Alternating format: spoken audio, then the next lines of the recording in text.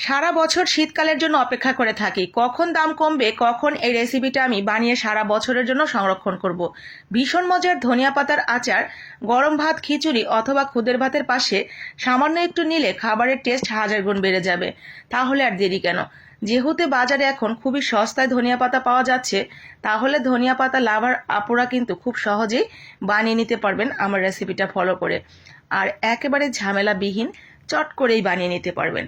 রৌদ্রের তাপ যেহেতু কম, আমি আজকে যতটুকু আচার এখানে তৈরি করছি তাতে মোটামুটি 1 মাস পর্যন্ত খাওয়া যাবে। আমি 2 আঁটি ধনিয়া পাতা নিয়েছি এখানে 10 টাকা আঁটির, তো 20 টাকার ধনিয়া পাতা দিয়েই কিন্তু 1 মাসের আচার বানিয়ে নিয়েছি। যেহেতু এই আচারগুলো রোদে দিয়ে সংরক্ষণ করতে হয়, এজন্য আমি আজকে অল্প করে তৈরি করব। যখন অনেক বেশি রোদ উঠবে ঠিক তখন বানিয়ে নিব আর একটু বেশি করে। তো আমি আজকে 2 আঁটি দিয়েই বানাবো। ভালো করে বেছে এইভাবে বড় বড় টুকরো করে কেটে নিয়েছি। এখন দিয়ে দিলাম পানিতে। পানিগুলো বদলে বদলে আমি 4 থেকে 5 বার খুব ভালো করে ধুয়ে নিব, যাতে একটুও ময়লা না থাকে, মাটিও টাটি না থাকে। ভালো করে পরিষ্কার হয়ে গেলে এই শাকগুলোকে, ধনিয়া পাতার পাতাগুলোকে একদম পানিটা ঝরিয়ে নিতে হবে। জালের ভিতরে রেখে দিতে পারেন কিছুক্ষণের জন্য, অথবা এইভাবে হাত দিয়ে চিপে বড় একটা সুতি কাপড় বিছিয়ে তার উপরে বিছিয়ে দিবেন। উপরে ফ্যানটা একটু চালিয়ে দিবেন, অথবা টেবিল ফ্যান লাগিয়ে এই পাতার গায়ে থেকে এক্সট্রা পানিটা একটু শুকিয়ে নেবেন। পানিটা শুকাতে থাক। এদিকে আমার লাগছে এই আচার বানানোর জন্য একটু তেঁতুল। তেঁতুলটা আমি পানি দিয়ে ভিজিয়ে রেখে কিছুক্ষণের জন্য ভিজিয়ে রাখতে পারেন, অথবা একেবারে সাথে সাথেও চটকে নিতে পারেন, কোনো সমস্যা নেই।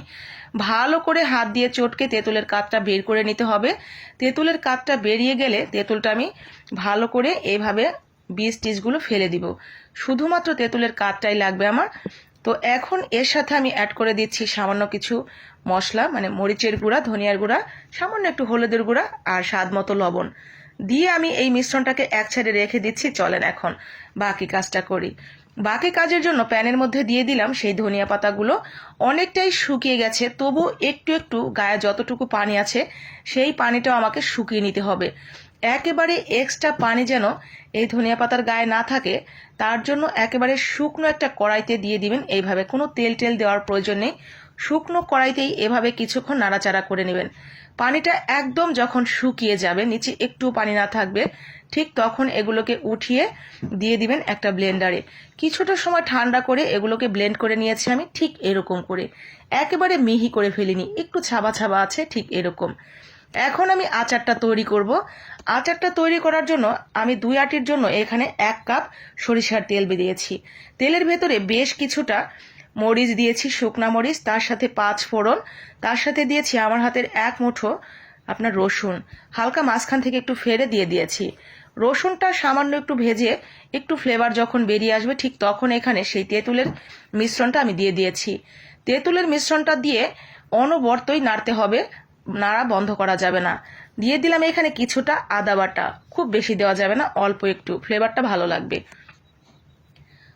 চুলার আঁচটা কমিয়ে রেখে নাড়তে থাকতে হবে।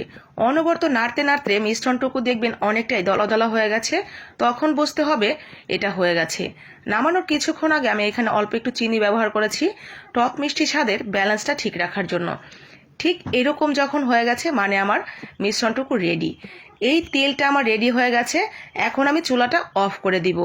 চুলাটা কোনোভাবেই আর জ্বালাবো না। চুলাটা বন্ধ করা অবস্থায়, তেলটা গরম গরম থাকা অবস্থায় আমি দিয়ে দিব সেই ধনিয়া পাতার মিশ্রণটুকু। এখন বলতে পারেন ধনিয়া পাতার মিশ্রণ দিয়ে জাল কেন দিলাম না? জাল দিলে ধনিয়া পাতার যে একটা ঘ্রাণ সেটা নষ্ট হয়ে যাবে এবং কালারটা একদম কালো হয়ে যাবে। যার কারণে ধনিয়া পাতাটা দিয়ে একটুও জাল দিবেন না। তেলটা গরম থাকা অবস্থাতেই পুরো মিশ্রণটুকুর সাথে ভালো করে মিশিয়ে নিয়ে একটানা 7 দিন আপনারা একটা রোদ্রে দিবেন। রোদ্রে দিতে দিতে ধনিয়া পাতার কালারটা আর একটু গাঢ় হবে, কিন্তু ঘ্রাণটা একদম সতেজ থাকবে। তো এভাবে বানিয়ে একেবারে সারা বছরের জন্য আপনারা এয়ারটাইট বক্সে ভরে সংরক্ষণ করতে পারবেন। উপরে যদি আরেকটু তেল দিতে চান, সেই ক্ষেত্রে সরিষার তেল আরেকটু গরম করে বক্সের উপরে দিয়ে রাখবেন। সারা বছরই ভালো থাকবে এই অসম্ভব মজার ধনিয়া পাতার আচার, যেটা খেতে পারবেন গরম গরম ভাত, খিচুড়ি, খুদের ভাত সব কিছুর সাথে। অল্প একটু নিলেই খাবারের টেস্ট বেড়ে যাবে হাজার গুণ। তো ভালো লাগলে বানিয়ে নেবেন, সেই সাথে বাকি আপু ভাইয়ারাও যাতে বানাতে পারে তাদের জন্য কষ্ট করে একটু শেয়ার দিয়ে দিবেন। আজকের মতো এখানে। আসসালামু আলাইকুম, আল্লাহ হাফেজ।